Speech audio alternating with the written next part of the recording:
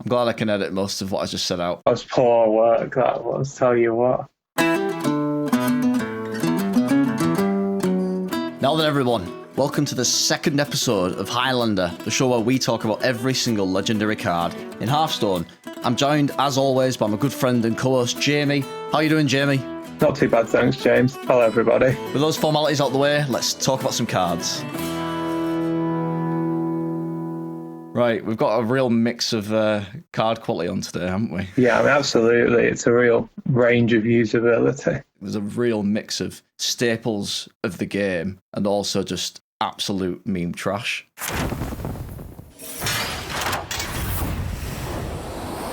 Malygos, 9 mana, 4/12 dragon. And there's no battle cry, it's just spell damage plus 5.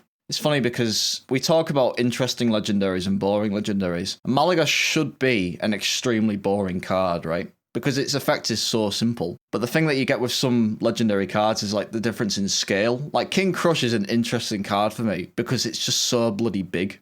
And Malygos is exactly the same in that it just presents you with this deck building challenge. Make this work and you'll win. That's why it's remained relevant for the whole time, really. It's like, if you can get away with discounting it in a class with enough burn, that's a viable deck. Let's start with like where it is right now in the game, in both formats, and then let's go back to the start. Yeah. Let's do it that way, I think.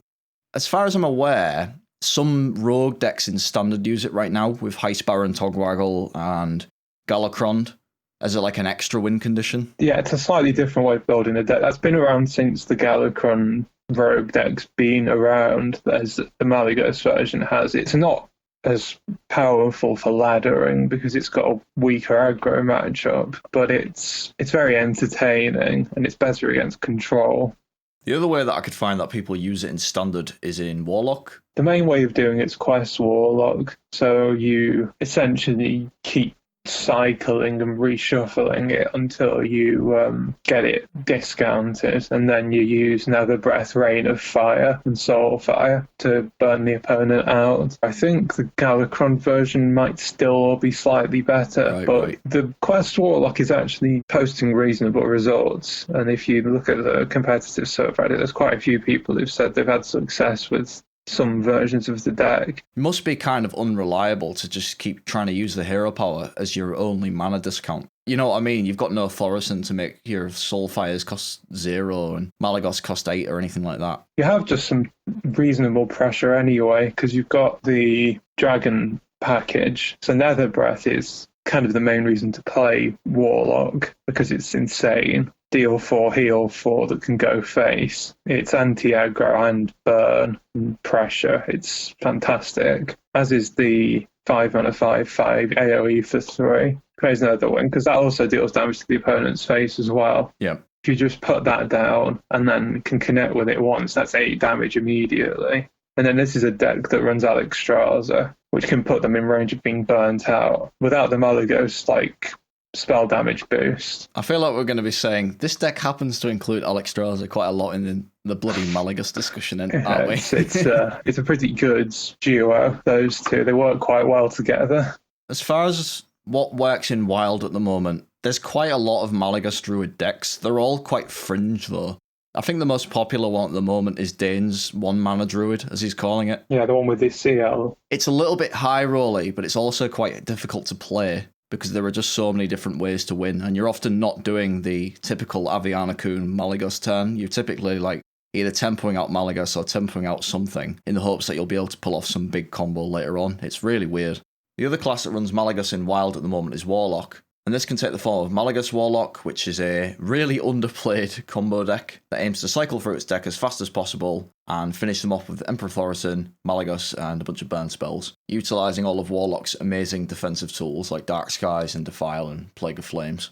The other build that's much more popular is Reno Malygos Warlock, and this has come about because the meta has changed to the point where a grindy N'Zoth-based endgame for Reno Warlock isn't really what you want at this point. You more want something definitive to actually kill your opponent. It's like Raza Priest at the moment is quite a prevalent deck, and that does not care about an Azoth board because it will try and just do some Spawn of Shadows combo on you, or Psychic Scream it all back into your deck. I'm a big fan of the shift in direction, to be honest. I've played a lot of games with the non-Reno Malygos Warlock in Wild, and I found that deck to be far better than people give it credit for often. It's carried me with a very good win rate up the ranks every time I've used it to rank up. And there's different ways to build it as well, right? Because you can either go with the like Gul'dan stuff, so using Mal'Ganis and Void Lords and Void Callers. Yeah. Or you can just go for heavy cycle, depending on what you want to run. Yeah. Both are great, really.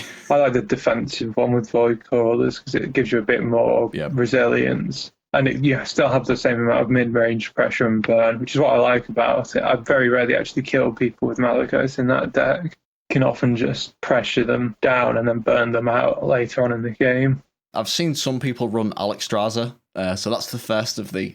I've also seen people run Alexstrasza in this Malygos build, but the earliest decks that I could find running Malygos were versions of Miracle Rogue. Yeah. So instead of running Leroy, and especially after he was nerfed to 5 mana, a lot of people decided to play Malygos Rogue instead. It's a little bit slower than the Leroy list, but it's more consistent. Your opponent can't just put up taunts, because you can still Malygos, prep, Sinister Strike, and then Sinister Strike, and do quite a lot of damage to their face. When you've already been hitting them in the face with, you know, your Van Cleaves and Eviscerates and that sort of thing. Malygos Rogues basically always existed as a deck because of the power of preparation and Rogue's natural amount of burn and cycle. If you go on a website like Hearthstone, topdecks.com or Hearthstone or something like that, and you look at all the meta Malygos decks over the years, at the start of the game you see lots and lots of Rogue decks, and they all look pretty similar, to be honest. They're all kind of this miracle shell. And then all of a sudden you see Priest, Warlock and Shaman pop up, and the reason for that is because one card is introduced in one expansion, and that's Emperor Thaurissan. And this combination of cards enabled so many different builds of Malygos in Wild, it's not even funny. It's not even funny. A lot of burn spells that you pair with Malygos are very cheap, like 1 or 2 mana at most, so getting Thaurissan on any of those makes them either 3 or 1 mana.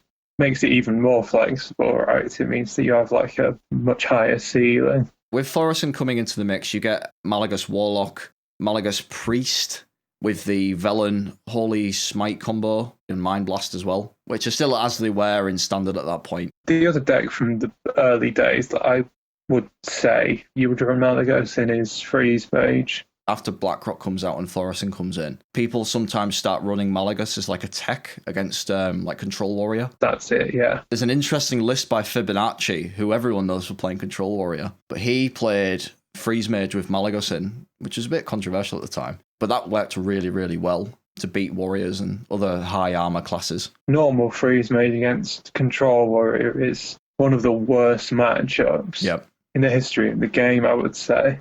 Basically unwinnable on the Mage's side. So it's like giving yourself a bit of game in that matchup, even if it doesn't often come up. It's easy to play out Thaurissan then as well, because that is a deck which has no pressure on you whatsoever. You're free to just play Thaurissan on 6. It'll probably get shield slammed, but that's fine. You've already got all the discount. You don't care about that. It's not like you're playing Thaurissan for its stats. Well, no, I'm afraid not. So Druid is kind of the class that most people would probably think of when they think of Malygos.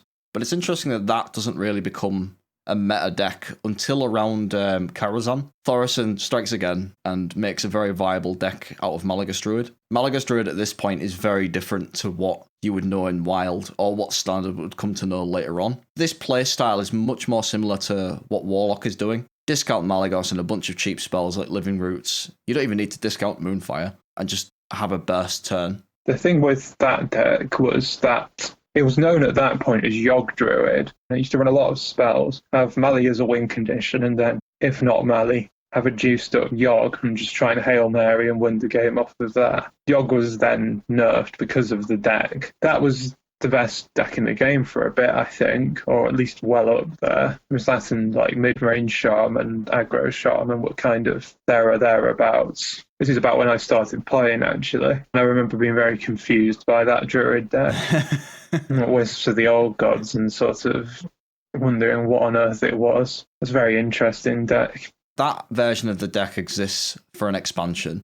Mean Streets of Gadgetzan comes in. And this is where Khun is introduced. This is the point where the deck becomes something similar to what Wild knows now. So in Wild, we have this amazing combo of Aviana, then you play Khun, and you refresh your mana crystals, and then suddenly you have 10 mana crystals left, and all of your minions cost 1. So then you play Malygos, play a Faceless Manipulator, or anything like that to copy it, and then just spam burn spells, and you do an insane amount of damage in one turn. Before Mean Streets was released, Aviana was kind of a joke card. It was a card that people thought that might have some use at some point, but it basically never saw any play. But once the refresh came out, that combo, those two together, has enabled decks ever since. I've just got to ask this because I know I'm going to slip up, and it's the elephant in the room, but it's Khun, the Forgotten King, isn't it? Yeah, well, I call it Khun just for safety. Right. But, I mean, I'm not really sure, to tell you the truth.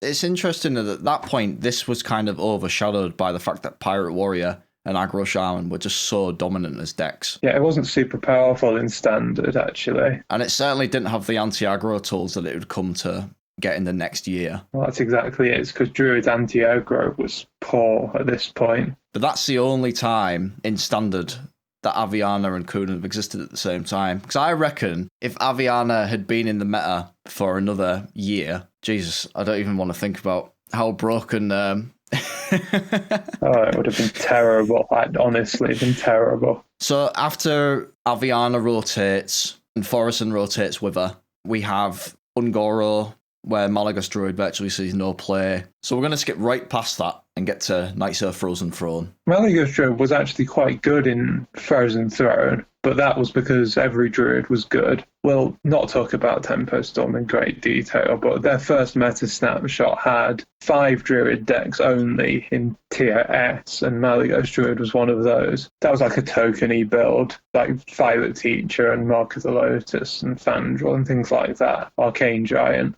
But that was like the first month, and then Druid got pegged back a bit, and then it sort of dropped off completely, and Jade was about the only Druid decks that worked properly of that kind. So the next expansion is Cobalt and Catacombs. The most powerful expansion ever, might I add. I think that's safe to say. I don't think anyone would disagree with that. At this point, Druid gets even more tools to become the deck that Wild recognises now. So this includes Oaken Summons, Branching Paths. And the Spellstone. Oh, God, the Spellstone. Yeah, exactly. You can't forget that. You can't hear my face going into my hands, but... I think that card is possibly the most powerful out of all of those, purely because it gives Druid like a ridiculous early game removal card, and it was missing that. Do you know why I forgot that card was there? Because I just can't remember a time when Druid wasn't running that card. Because I'm just thinking, oh, it's Druid. Of course it's running the bloody Spellstone. Yeah, well, that was the gimmick of the expansion, wasn't it? The other card that comes out to help Malygos Druid at this point is Ixlid. As far as I understand, Ixlid or Alexstrasza was kind of the card to run in that slot at this point. You either did 15 damage with Alexstrasza, or you played an Ixlid and got another Malygos. And it was just sort of dependent on the meta as to which you would run. I ran the Ixlid version for the most part, and it was really... I missed that deck a lot. It was so fun. That one was ridiculously over the top, and the amount of burn you could do with it was insane because of Ixlid. I should stress that we're talking about Wild and not Standard when it comes to this variant of Malygos Druid. When I've looked at reports, it's put it at about a tier 2, if not a tier 1 deck, which seems fair enough.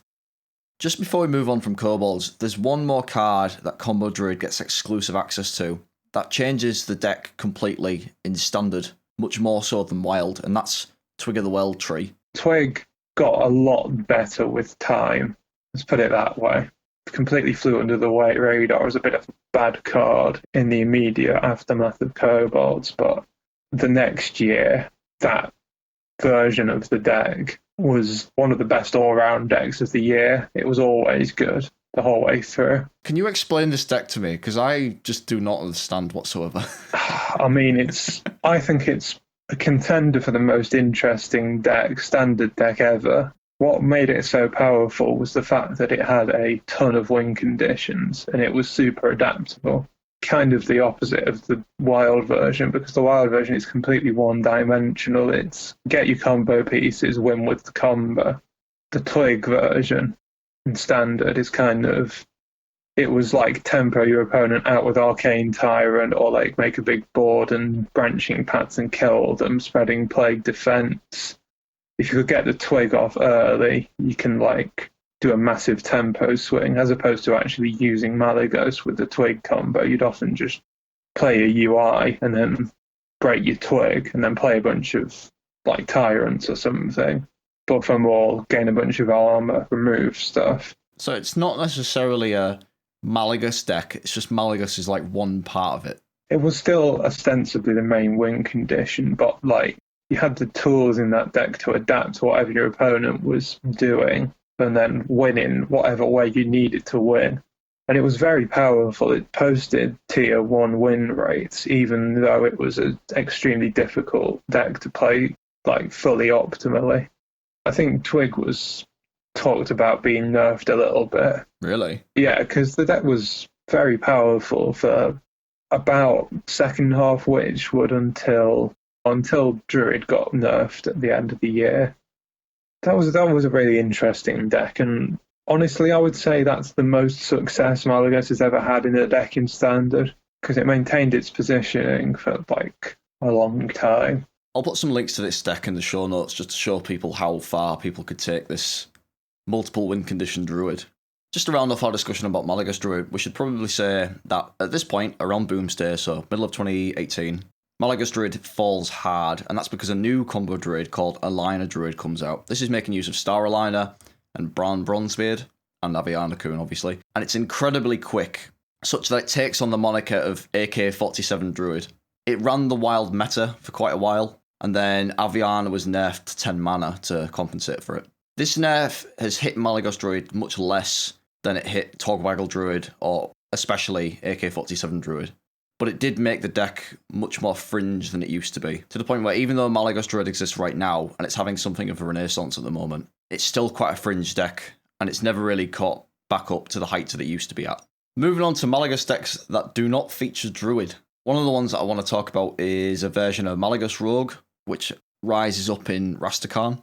This one uses Kobold Illusionist, and it's a pure combo deck. Not super powerful in terms of win rate, but very entertaining.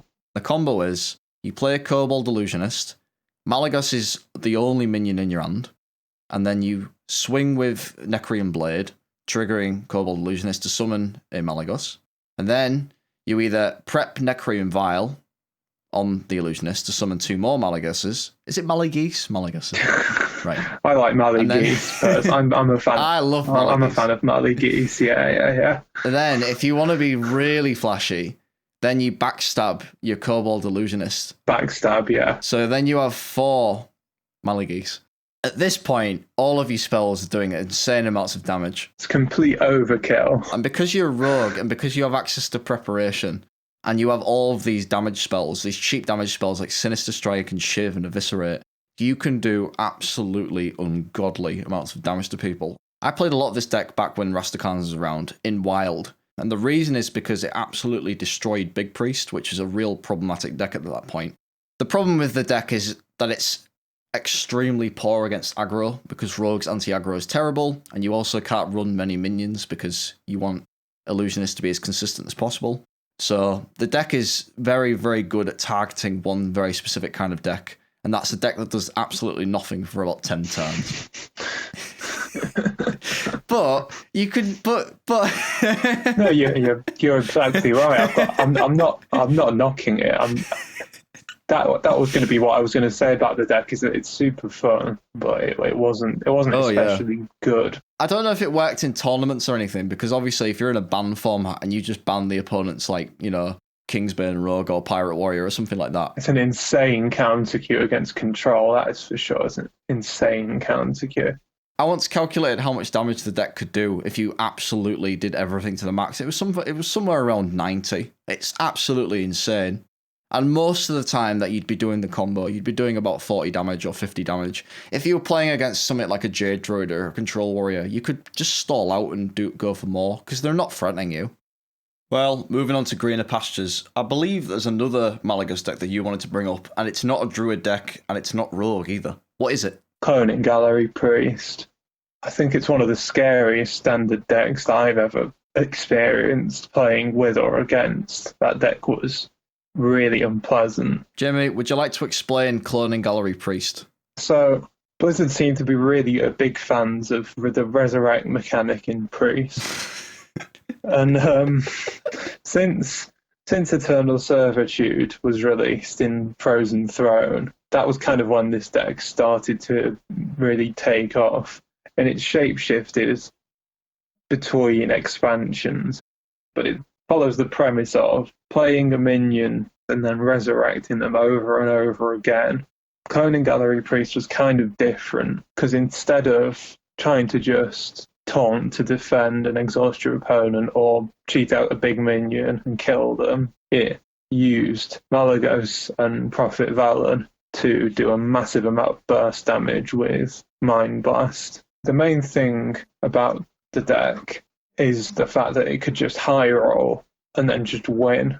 So that's higher rolling Cloning Gallery, isn't it? Yeah, if you got 2 Radiant Elementals, Velen and Malygos, that was just lethal with double Mind Blast. Your Priest Spell Stones would resurrect 4 minions, which would be a Radiant Elemental, a Prophet Velen, a Malygos, and then something else. And then your Mind Blast would do 20. And then you could do 2 Mind Blasts, and then they'd just die, right? How powerful was this deck in Standard then? It didn't post particularly good win rates on ladder because it was very hard to play well. All right. But I think it was probably the strongest deck in the format. In terms of kill power, there was nothing close to it. Wow. And if it high rolled, they would just die, is the thing. It's like if you got enough defense and then drew Cloning Gallery, they'd usually just be dead. Right. At this point, Eternal Servitude was in the format, so you could do some really weird lethals with, if you play a Radiant Elemental and then Eternal Servitude twice, 2 Prophet Velens or Malygos and Velen, then kill them with Mind Blast and Holy Smite or some such. Sounds interesting. I never thought I'd be saying that about Big Priest, but hey, here we are. It didn't play like Big Priest at all. It played like a sort of, I don't even know how to describe it. It was just very strange. So there's no turn 4 Barnes into your Shiraj then? Okay. No, it didn't really care about stats unless they were to defend. I think the deck was a bit underrated. I found it to be really over the top. So the other Malygos deck that we should talk about is Malygos Hunter in Standard. And this is a kind of mid-range hunter that exists because of a few new cards that came in Rise of Shadows. So the first one is Geppetto Joybuzz, which essentially is an 8-mana minion which creates 1/1 copies of Malygos, hopefully, or Alexstrasza, hopefully. Varisa Windrunner is the other new card that comes in. And this is a minion that gives you a weapon that every time you attack with said weapon, you gain spell damage +2 on that turn. So these cards in combination with the new Hunter Twin Spell, which is 1 mana, deal 1 damage. You combine it with Arcane Shot, and you suddenly have a very consistent way to deal quite a lot of damage to your opponent. As far as I'm aware, it's one of those decks that looked really flashy and cool, but it kind of died away as the expansion continued, and people found there were better ways to build mid-range Hunter. I mean, I really like that deck. It's really fun to play, but it's a bit redundant, really. Yep. Because Hunter's just got enough kill power that it doesn't need the burn. You had people playing it in Wild, but it was never as powerful as Standard, and in Standard, it was never as powerful as the other variants of mid-range Hunter. Do you know what? Aside from those decks, I can't think of many other builds of Malygos that really spring to mind, to be honest. No, I think that's most of it, really. Just a side note, as a Galakron priest running it, that's sitting at a 30% win rate. Dear me. Which, okay. Yeah, I mean, that's... give that one a miss. I mean, 30% win rate, I mean, that's impressive. That's quality.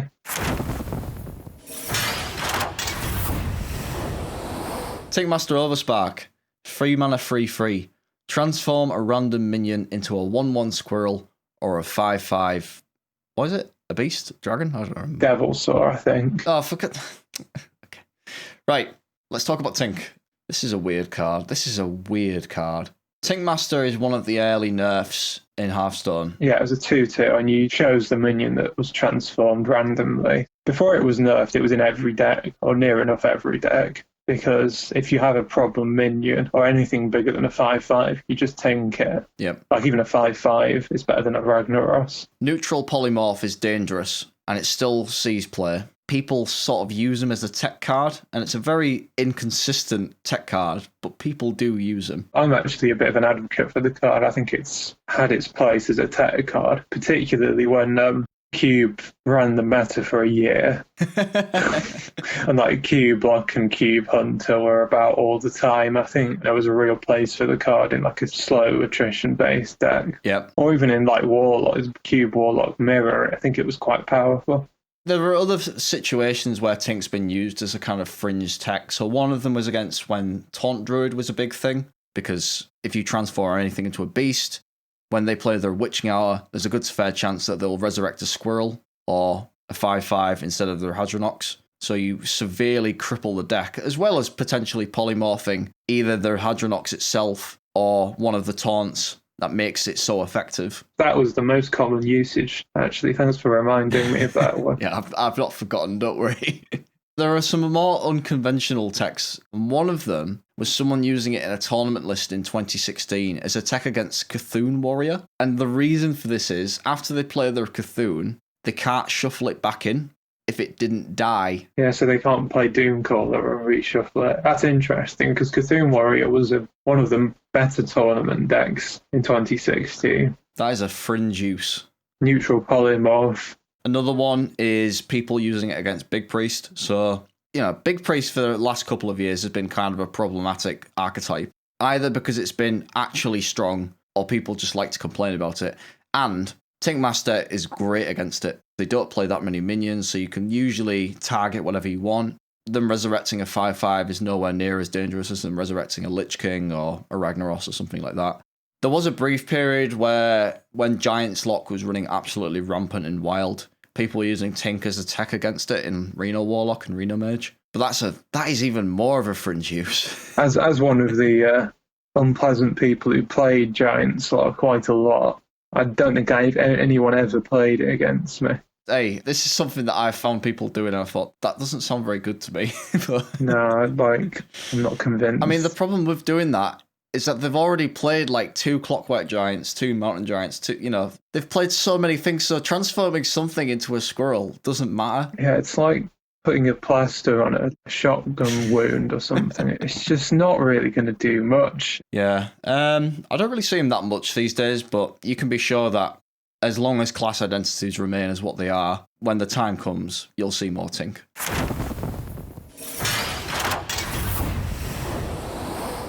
Not such a good card next. It's the Beast. 6 mana, 9/7 minion. Death Rattle, summon a 3/3 minion for your opponent.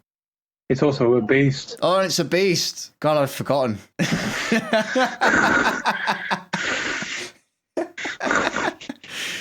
Right. So there's some interesting trivia about this card, right? If you go on HS top decks, if you filter by the beast, it doesn't actually work properly. And the only reason I could assume that is because no one's ever submitted a list with the beast in and it's not been taken down. I mean, what is there to say? No one's ever played it, I don't think, in an actual, serious deck. I've been completely unable to find a single deck that's ever run it. I've never come across it on ladder. The only class that I could think maybe would run it is Hunter, some sort of aggro variant, but even then it's just going to get removed. Yeah, but the thing is, look at Savannah Highmane. Exactly, if you compare it to Highmane, it's just better than Highmane in every way. It's better than Highmane in every way. Oh, well, I cut that out. I was zoning out there, sorry. Hey, you said it. All right. Why is the beast so completely unusable? Because if you think about it, 6 mana, 9/7, that sounds all right. Yeah, I mean, that's a lot of stats. That is a lot of stats. But wait, there's this thing in the game, it's called removal. Because 7 health isn't that much on turn 6. And then if you remove it, you just give your opponent a 3/3. It's a big priest counter. Gives them a 3/3.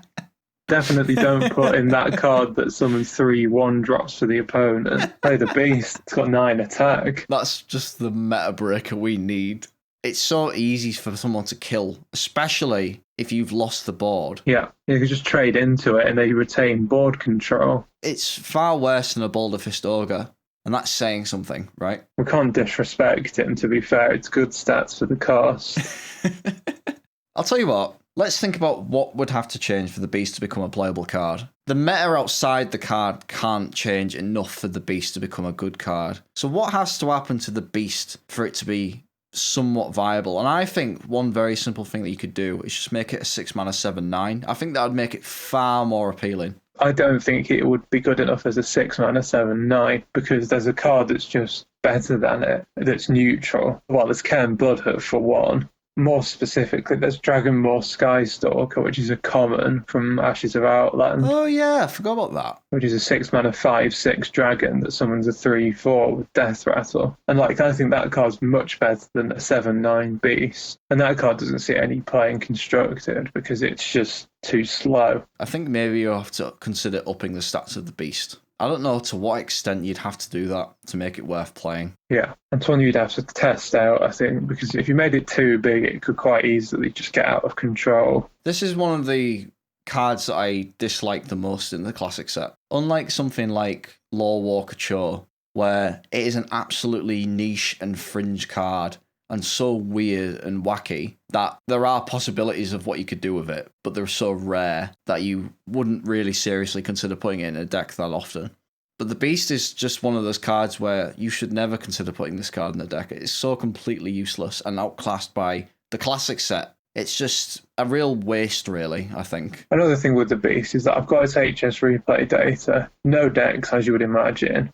But if you look at its statistics, the deck win rate is one of the most yo-yo, jaggedy graphs I think I've ever seen on the site. It goes 1st of April, it's 75%. Immediately goes down to 23.08. And it just keeps yo-yoing. It's at 0% a few times. The problem is, if you're playing a tempo deck with the Beast in, if you don't draw the Beast, you're playing a good deck, so it doesn't matter.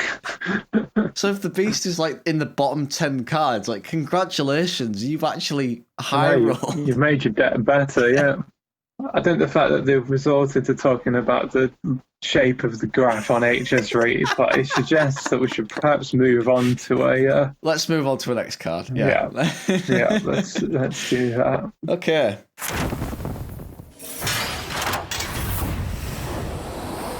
Bloodmage Thalnos, 2-mana 1/1, spell damage +1, Death Rattle, draw a card. It's not a particularly legendary looking effect. A bit of spell damage, draw a card on a pretty bad stat line. This is one of the legendaries that you least look forward to crafting, but it's also one of the best. Yeah, I don't regret crafting it. I crafted it quite early on, and it's served me well. I consider it to be the Swiss Army knife of this classic set. If you need a utility card, especially in a class like Rogue, or something that can benefit off the spell damage, and if you're ever playing a deck that wants to draw cards and would play things like Loot Hoarder or Novice, Thalnos is just fantastic in anything like that because it's a draw a card that dies easily. Yeah, it's kind of the original Ziliax, right? It's just one of those things that kind of does everything. Yeah, it's a card you kind of throw into a deck if you've got 29 cards. Consider Miracle Rogue, for example. You play Thalnos in Miracle Rogue and you do prep Fan of Knives. Your Fan of Knives is suddenly twice as good for a very, very small cost. And you compare Thalnos to something like Kobold Geomancer, right? Which is a 2-mana 2/2 spell damage +1. A 1/1 reduction in stats for drawing a card when it dies is absolutely worth it. That's fantastic value. You've hit the nail on the head there, because the other thing to say is that spell damage is an effect that carries quite a heavy mana premium on it usually. There's very, very few actually good and usable cheap spell damage activators. The thing I always say is that Cult Sorcerer, 2-mana 3/2 spell damage +1. Every time you cast a spell, give you Cthulhu +1/+1. That used to see play in Mage, not for the Cthulhu benefit, just because it was a good statted card with spell damage +1. Thalnos is just comfortably the best if you want spell damage. And then the fact that it cycles as well, it's that makes it really good. Now then, everyone, Future James here. We ran into a bit of a technical issue during the Thalnos section. We didn't get to quite finish the last bit. So I just wanted to recap that the card in Wild, yes, I'm talking about Wild again, sees quite a bit of play. Various Reno decks, especially Reno Priest, where it combines really well with its spell-based AoE and especially Spirit Lash. And Mechathune Warlock, which is a really fast cycle deck that wants to run as many loot hoarders as it can. So it runs Thalnos, obviously, combines well with Defile. We didn't really talk about specific decks that Thalnos goes in because it's just one of those cards that doesn't really make or break any deck. It's just a really nice part to many control decks especially. Anyway, that's all from me.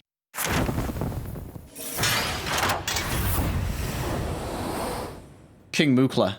3 mana 5/5 beast. Battlecry, add 2 bananas to your opponent's hand. And bananas are 1 mana spells that give a minion 1/1.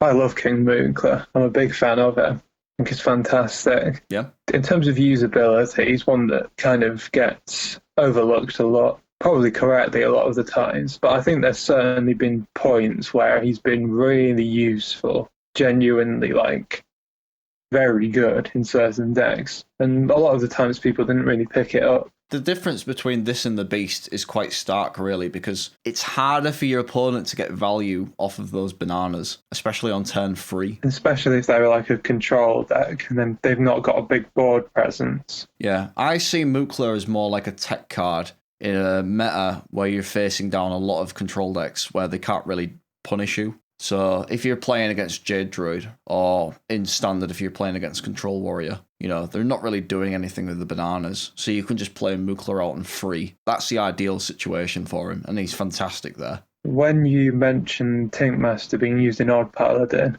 that was kind of like the other legendary, the other weird one that goes in Odd Paladin at that point is Mukla. And I think Mukla in Odd Paladin was correct for a long, long time, actually. Every time I played the card, it was good. It felt like an insane inclusion. Yep. Odd Paladin's such an overwhelmingly board-focused deck that you're not going to lose the board against pretty much anything. Yep. So you can afford to play a 3 mana 5/5, and they can have the bananas, but if they're spending 2 mana on the bananas, you can just keep flooding. And they've also got a 5/5 to deal with. Well, that's the thing as well. It's like the bananas are actually quite mana inefficient for the opponent to play. Consider what a good 1-drop stats are, and that's like 1 mana 1/3 or 1 mana 2/2 or something like that. Whereas a banana is just 1 mana 1/1. And granted, it can be on a minion that's already there, so you can think of it kind of like a boar, having charge. But it's still not as efficient as you'd like it to be. And these are in the early game turns as well, where you need that efficiency. Boar isn't exactly a good card. No. The thing with that version of Odd Paladin was that the Tinkmaster, you can kind of argue it was a bit of a flashy thing. It was like a high roll. Mukla's not a high roll, it's just good.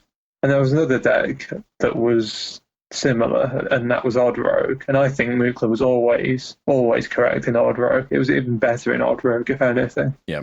Because that deck's just overwhelmingly big tempo minions, and Mukla is fantastic for that. I can't really think of many other decks that Mukla has been in. There's the one that it was actually like the good competitive option in. And you know what that was? It was Malygos Druid with the Twig. Really? At one point, yeah. So it was Oaken Summons. Wow. So I forget exactly at what point this became a thing, but people started to rework the Oaken Summons package. And instead of running the taunts and the defensive tools, you ran 2 copies of Injured Blademaster and a Mukla. Okay. With the logic that Blademasters weren't too bad as a 4/3 in a mid-rangey, tempo-y deck if you wanted to play it like that, like Malygos Druid was at that point. And then Mukla is still just good a lot of the time. Yep. That was quite a solid version of that deck. That's really cool. I had no idea that people were doing that. Yeah, I really liked that. I thought that was a particularly intelligent inclusion because it's just leveraging Oaken Summons for pressure instead of defense. That's so cool. That's so cool. All right, well, that's interesting. I'll tell you what, that year was really good for Mukla, wasn't it? Oh yeah, that was the prime time. that was it. Bloody hell. Good on you, lad. My old golden Mukla finally got some use. Oh, do you have even golden? Yeah, oh, because didn't craft it that time. I was right. waiting with bated breath for that card to be usable. Yeah. Boy, was it usable in that year. You could probably still get away with running it, to be honest with you. Oh, I think so. Maybe not in the current wild meta because Demon Hunter and Pirate Warrior are so prevalent, but, maybe at some point you could probably get away with running Mukla again. It's not exactly a useful deck, but you can use him to mill people. Oh, yeah. I found that quite fun. It's kind of hard to make that work. I mean, one thing that you can do is you can make a Shudderwock deck and make them keep getting bananas, and then you use Lotheb so they can't get rid of the bananas, which is absolutely hilarious. But that's obviously just meme garbage, so... Yeah, to be honest with you, I've not really been able to find that many decks that Mukla's been in, and I think part of that is because Hearthstone for a long time has been a really board-centric card game, right? Yeah. So often the downside of playing Mukla is just too great, really. Yeah. So it's kind of only when Odd Paladin and Odd Rogue come in and you have a very limited set of cards to choose from, the Mukla suddenly seems much more appealing. And also there's a lot of slower decks around at the time. As I said earlier, he's definitely like a meta pick, right? Of course it is, yeah. Can you think of any time he's sort of shone before then? Because I really can't. No, I don't think so. No. He's always been like a prime candidate for people to disenchant if they need dust. I mean, one thing that stopped Mukla being played was Miracle Rogue being so prevalent. So obviously, if your opponent has just, got loads of 1-mana spells, suddenly that Van Cleef is getting a lot bigger. That's not particularly fun interaction for the person playing Mukla. Yeah, I've got HS Replay up and one deck showing, which is Embiggen Druid, and someone's just put it in there. It's posted a 56% win rate, which is fairly good. I mean, it's a tech card, like you say. It's not exactly the standard pick. Yeah, it's a different kind of tech card to something like Dirty Rat. Yeah, it's anti-control as opposed to anti-combo. Which you don't see too much of. Yeah. Should we move on to Captain Greenskin?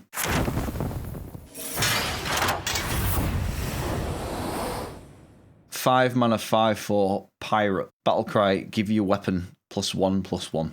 This is a card that I unpacked about 2 years ago, and I've not put in a deck once, I don't think. Aside from some meme Shudderwock thing where my aim was to make a bigger Doomhammer every time I played Shudderwock. Yeah, well...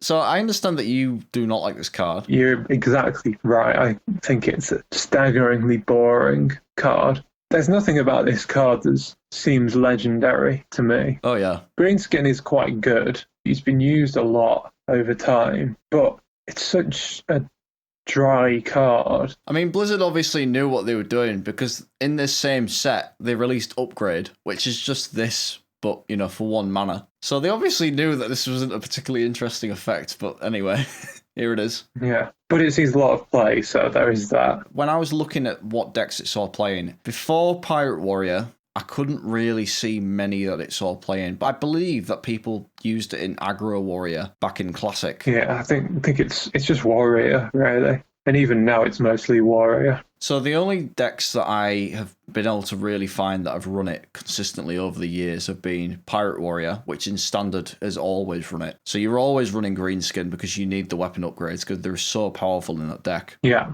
And obviously it has the tribal tag as well. Yeah. And the other deck that I can think of that runs it is Kingsbane Rogue. Yeah. So no matter the build of Kingsbane Rogue, I've always seen people running Greenskin.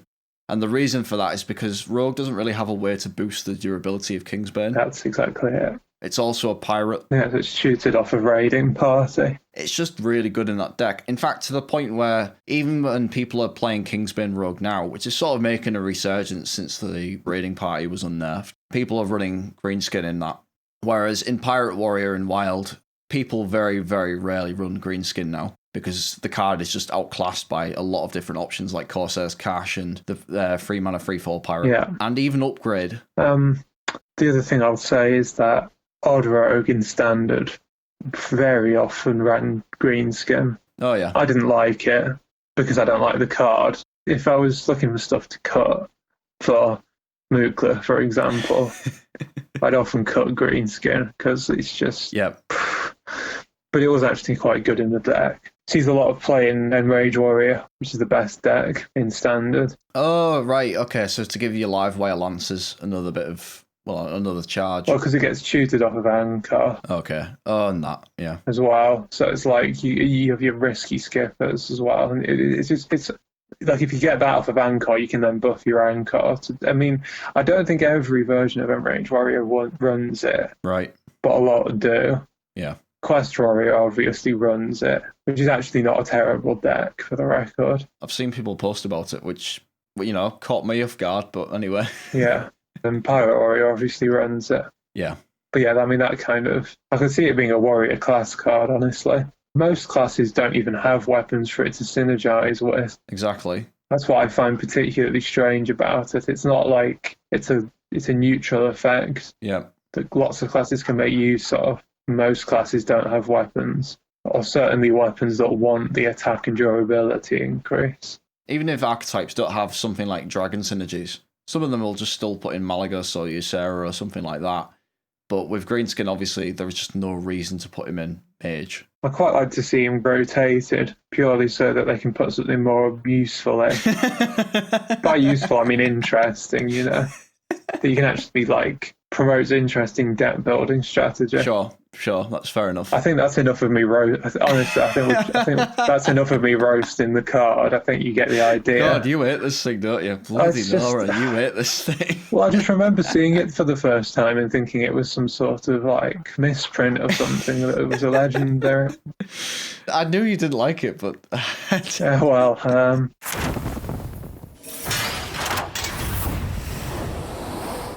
Archmage Antonidas, 7 mana, 5/7. Whenever you cast a spell, add a fireball spell to your hand.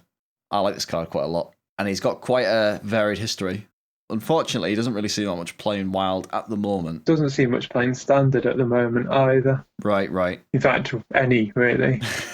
Okay. Not a good start. He's like a tech card in Highlander Mage, but even then, he's generally not what that deck wants to be doing. It's a slow card, and it's not just playing 7 mana, 5/7, because you usually have to play other things alongside it. Yeah. People are going to try and kill it. We can talk about his standard usage, because I've got something to say about that. Let's talk about it in Standard, then. The card's not particularly good. It's not very useful in a deck, but it's very, very, very good in spell-only Mage off of Font of Power, because Font of Power's not got a massive amount of minions to draw from, and when you get Tony, it just gives you a massive amount of reach out of nowhere, because that deck's quite burn-heavy at the best of times. So you've played quite a lot of this deck, haven't you? Enough to know where it stands. It's not amazing. It's certainly good enough to get by at the moment.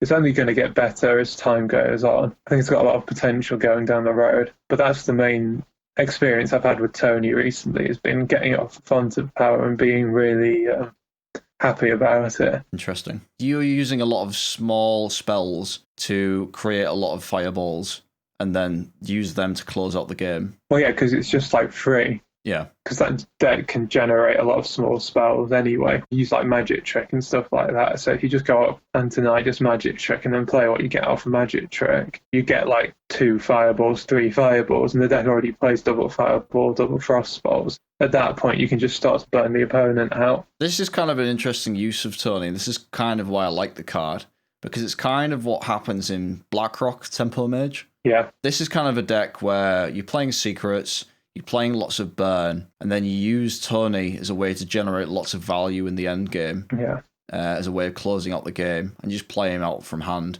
And you're also playing Emperor Thaurissan at the same time to discount a bunch of spells and just make some really powerful late game turn with him. Yeah, that's what I associate him with, is with getting it to a point where you have Tony and a bunch of small spells and then just generating as many fireballs as you can, and then trying to kill your opponent over the next few turns. Yeah. Because it is a good way of winning, really, because there's not much your opponent can do about it. Well, I'll tell you what I was watching. I was watching the Histories of Hearthstone tournament. Yeah. So this is back when it's just classic cards and Hall of Fame cards. Yeah. Well, lots of people brought Freeze Mage to it. So I was watching them play that, and I think all of them brought Tony, which I don't think it was a mandatory include at that point, but a lot of them brought Tony as a tech against Control Warrior. Yeah. Because as we've said before, Control Warrior against Freeze Mage is absolutely horrendous. So more points of burst damage is absolutely essential. You don't really care about the tempo loss. So they were bringing Tony as a tech for that. Yeah, because it's that versus Pyroblast, I think. It was those two against each other. Yeah, definitely. Something else with Antonidas is that he's possibly the biggest soft taunt in the game. if Antonidas is on the board, you have to kill him immediately, otherwise you're probably just going to die. Yeah, certainly the biggest in Classic anyway. Yeah, there's very few cards on his level, really. It's like Lyra the Sun Shard is about the only other one that... Umbra as well. Oh yeah, but in terms of just being able to snowball advantage with no support from anything else in hand, Tony just gets completely out of control. As you say, it doesn't really see much play right now. Why do you think that is? That sort of burn-based mage hasn't been around for a bit in Standard. Because mage is in kind of a weird spot where it's got this no minion thing, and that's actually reasonable, but it's not top meta, it's not really challenging. And obviously he's a RNG option in that by nature. And Highlander mage doesn't play a ton of cheap spells, so it can't really leverage him very well. And it has enough other win conditions. It has like Reno and Box and Malygos and things like that, and all the dragon stuff. So it doesn't really need the extra burn. One thing that's worth mentioning about Tony is kind of similar to the Freeze Mage thing. And this was a use that people found for him in Reno Mage. This is back in Rise of Shadows, just before Saviour's Doom. Back then, people were trying to come up with some sort of definitive win condition for Reno Mage. So the idea is that you would discount Tony and a bunch of cheap spells like bananas and all manner of things. Discount that with Thorison and then play Tony and play all these cheap spells at once and generate a full hand of fireballs. And then what you do is you play Bran and Leyline Manipulator to discount all the fireballs to 0. I remember seeing that deck list. It's really interesting. To be honest with you, at this point, that was probably the best version of Reno Mage there was, because it actually had a decent win condition and it had all of the anti-aggro tools to try and stay alive. The other thing that Wild does with Tony, and it's done this for years, is Exodia Mage. So this is a combo where you basically try and summon 4 Sorcerer's Apprentices, and you also play Tony, play a cheap spell, and then suddenly your fireballs cost 0 and you just generate infinite fireballs. Hearthstone isn't supposed to be an APM fest, but occasionally it is, and Exodia Mage is one of them, where you just try and do as many fireballs into their face as possible. Your whole deck is designed about getting to that endgame situation, so you're using Molten Reflection, Simulacrum to duplicate your apprentices. You may be using Thorison, you may be using the quest, but some way to get to that endgame as fast as possible, and then you kill your opponent using infinite fireballs. And the deck has always sort of thrived on a slow meta, so if there's lots of big priest about, but against aggro, it just completely folds. I once queued up into a Exodia Mage playing Linecracker Druid. Did you get your combo first, Jamie? I did, yeah. You couldn't do enough damage and died to fatigue. Fantastic. That was a fun game for one person. So yeah, it was quite amusing. It's a good counter pick, but it's not exactly good for laddering consistently because if it's atrocious aggro matchup, you're better off just playing Quest Mage with Flame Waker if you want a better aggro matchup. And that's not even a particularly good one. I don't know what it would take for Tony to see more play in Wild, to be honest with you, because, well, an archetype where you'd want him doesn't really exist. Like, Secret Mage in Wild at this point is so refined, it doesn't want to spend 7 mana doing nothing. It doesn't need the extra burn most of the time, so it doesn't want it. No other sort of Tempo Mage really exists. I can't really see why Wild would use him, to be honest, except outside of that niche combo and that weird Reno Mage combo that I said earlier. I mean, I think the card's just fine. It's just a bit out of the meta, but there'll be a deck at some point where it'll be good. Oh, yeah, certainly. It's still a cracking card. It's just there's no place for it at the moment, but, you know, everything could change.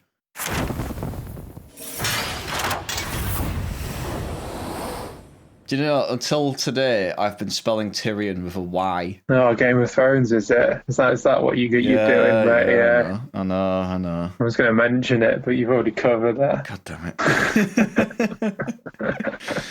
I'm fairly sure the books came first. Control Paladin Staple, here we go. Tirion Fordring, 8 mana, 6/6 minion. Divine Shield, Taunt, Death Rattle, equip a 5/3 Ashbringer. That's a weapon, by the way. For a long time, it was kind of regarded as being the absolute pinnacle of stats for cost. It's like the most efficient card in the game because it's 6/6 Divine Shield Taunt for 8 mana. That's pretty good. And a 5/3 weapon is insane. Worth 6-ish mana, I would say. Yeah, you consider Arcanite Reaper, right? Yeah, exactly. The Ashbringer does half of the opponent's health by itself and comes after a big taunt that by its nature you have to remove as well. Yep. There's a lot to say about Tirion, really. I'm not sure where to start, really. It's like... Do you know what? I think it's the same thing as Thalnos, though, because I think the problem is the card is so ubiquitous, or it was so ubiquitous. You can't really break it down by specific decks like you could with Malygos, because it's just so prevalent. Yeah. Well, we should probably say that you'll struggle to find a control paladin list that doesn't run Tirion. But you'll also struggle to find a control paladin list. That's the thing about it these days. The archetype that he would fit into is kind of dead, and that's in both formats as well. Yeah. Tyrion's problem isn't itself, it's the class. And control paladin, or any paladin that would want Tirion, hasn't been good for a long, long time. I can't really remember when Control Paladin was last playable even. Yeah. Probably before the nerf to equality. I'll tell you what, I can think of a time it was less playable, and that time is Gadget's on. Oh yeah, I mean, Gadget's on Paladin was terrible. Because at that point, Paladin is a completely dead class. Hunter was the other one. Hunter was terrible as well. Absolutely horrendous. It's surprising considering the history of the game that Control Paladin doesn't exist in some form in Wild. Well, there's one reason for that. Blizzard's unnecessary nerf to equality has caused all of this problem. That was to combat Holy Wrath Paladin. I hope they revert it at some point because it's kind of just killed the deck. I suppose one thing that is promising is the fact that Blizzard seem intent on supporting Libra and Paladin by the fact that they've already buffed 2 of the cards. And that deck is like a prime candidate for Tirion. Because if you're going to run it with like the pure shell, with like the Lightforged Zealot, Tyrion's obviously a pretty good Paladin card. I suspect that's a deck that's going to get better over time, and Tyrion's going to pretty much always see play because he's just sticky, taunt that applies a lot of pressure at the same time, and that's exactly what that deck wants. Well, that's the thing. A lot of the cards that we'll either talk about with the classic set or cards that we'll talk about with upcoming expansions, one of the frequent problems that we're going to say about legendaries is that they're not proactive enough. And Tirion is the complete opposite of that. He's a thing you have to deal with right there and then because he's just so sticky. And even then, when you kill him, he gives you a blooming weapon. And that's even worse. Tyrion's problem is not the card itself, it's just the fact that the meta right now is not good for him. Control Paladin has existed in some form, prior to the last couple of years or so. I remember particularly in the Ungoro meta, Control Paladin was fantastic. It was firmly in tier 1, as was Mid-Range Paladin, and that also ran Tirion. So this was when Stonehill had just come out and the Discover ratios were just busted, and you had like Spike Ridge Steed counter aggro. You had Tarim had just come out. What's the card that is, by the way? Yeah. Paladin was really, really good in the Ungoro meta. I think it was probably the best class. Had 3 decks in tier 1 for a fair amount of time. Control Paladin was particularly good then. One of the things that we often say here is like, what would it take for this card to become more playable?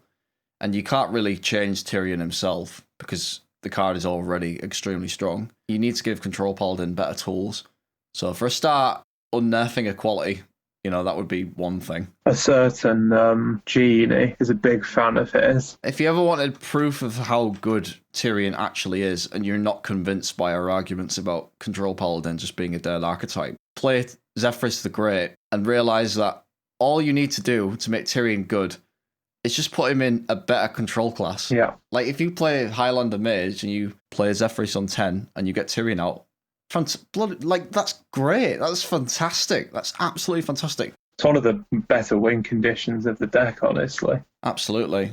In a weird way, the card is seeing a sort of resurgence right now. If there's a free slot for Zephrys to offer something, it'll usually just offer Tirion. But it's nearly always the best option, isn't it? It's either that or Natalie. I've never had it offer Alakia. I'm not sure what circumstance it would offer Alakia. Maybe... What if you've got that minion that gives you Mega Wind Fury? Whirlwind, whatever it is, the Cyclone thing, yeah. You see a lot of Tirion because a lot of classes play Highlander or play semi-Highlander with Zephrys. I'm looking at you, Warlock. Should we wrap this up then? Yeah. It's a fantastic card that just sees playing other classes.